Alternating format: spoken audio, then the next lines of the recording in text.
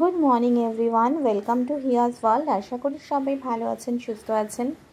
আমি অনুশ্রী। আজকের ব্লগটা এখান থেকে শুরু করছি।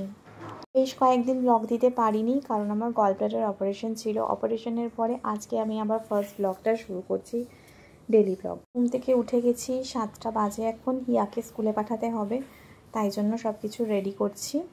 তো আমি যেহেতু অপারেশনের পরে সেরকম কিছু করতে পারছি না, কিন্তু কিছু কিছু কাজ তো করতে হচ্ছে। তো এই যে হিয়ার জন্য এখানে আমার মা সুজি বানিয়ে দিয়েছে, এটা ওকে আজকে টিফিনে দিয়ে দেবো। তো ওদের স্কুলে অনেক রেস্ট্রিকশন থাকে, সব দেওয়া যায় না, সেই জন্য যা যা থাকে সেটাই দিতে হচ্ছে।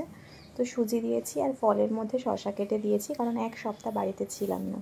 তো এইটা এখন ওকে আমরা দিয়ে দিলাম। পর হিয়াকে খাওয়াতে বসেছি, আর তার সাথে সাথে আমি নিজের জন্য নিয়ে নিয়েছি 1 কাপ চা আর বিস্কিট, কারণ অনেকক্ষণ না খেয়ে থাকতাম আগে, যেটা একদমই ঠিক করিনি নিজের সাথে। তাই জন্য এখন নিজের খাওয়া দাওয়াটার দিকে সবার আগে আমাকে একটু নজর দিতেই হচ্ছে।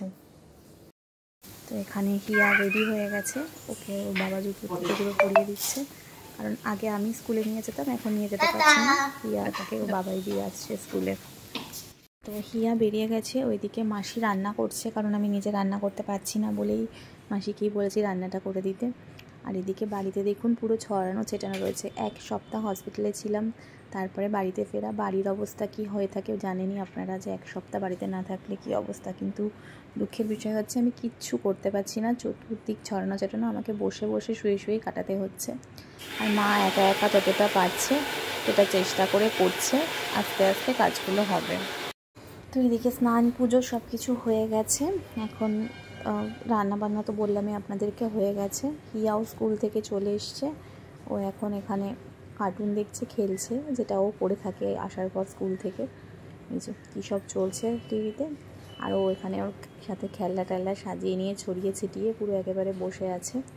তো দুপুর হয়ে গেছে, এবার খেতে দিতে হবে। তো মা খাবার দাবারের জন্য সব কিছু রেডি করে ফেলেছে, খাবার প্লেটে রেডি হয়ে গেছে, এবার খেতে দেবো।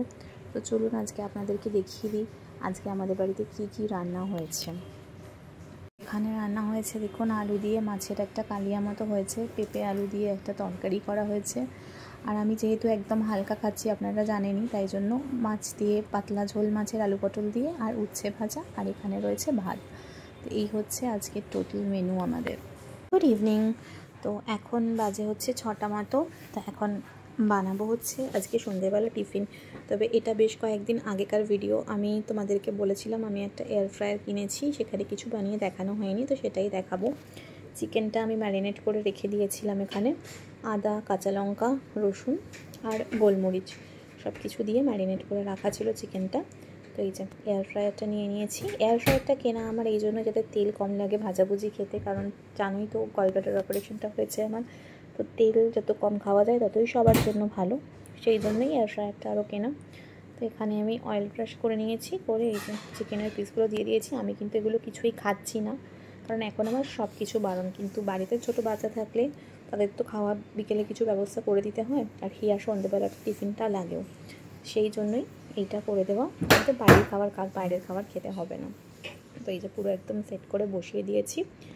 এবার এয়ার ফ্রায়ারটা অন করে এর মধ্যে এটাকে বসিয়ে দেবো। এই যে দেখো বসিয়ে দিচ্ছি, 180 ডিগ্রি টেম্পারেচারে রিচ হচ্ছে, আর এটা নিচ্ছে হচ্ছে তোমার 21 মিনিটস। তো তার মধ্যে এটা একদম রেডি হয়ে যাবে।